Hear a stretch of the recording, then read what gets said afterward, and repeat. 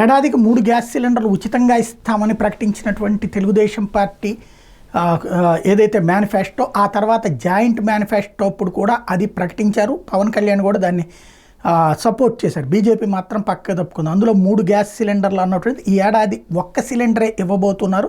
ఆ 1 సిలిండర్ అన్నటువంటిది చివరిలో మొన్న స్టార్ట్ చేసినప్పుడు ఈ ఏడాది మొత్తానికి కలిపి 1 సిలిండర్ అన్నటువంటి విషయం అయితే చెప్పారు. వచ్చే ఏడాది నుంచి 3 సిలిండర్లు అన్నటువంటి, దానికి మొదటి 4 నెలల్లో 1వ సిలిండర్ బుక్ చేసుకోవాలి, రెండో 4 నెలల్లో 2వ సిలిండర్ బుక్ చేసుకోవాలి, మూడో 4 నెలల్లో 3వ సిలిండర్ బుక్ చేసుకోవాలన్నట్టుంది. డేట్తో సహా ఇచ్చుకొచ్చారు. దాంట్లో తొలి అంకం కింద 737 కోట్లు ఏదైతే ఆ గ్యాస్ సంస్థలకు ఇచ్చినటువంటి నేపథ్యంలో ప్రారంభమైనటువంటిది. అప్పుడే ఇది కాస్త 80.37 లక్షల బుకింగ్లు జరిగినాయి. అంటే 80,37,000 బుకింగ్లు జరిగినాయి.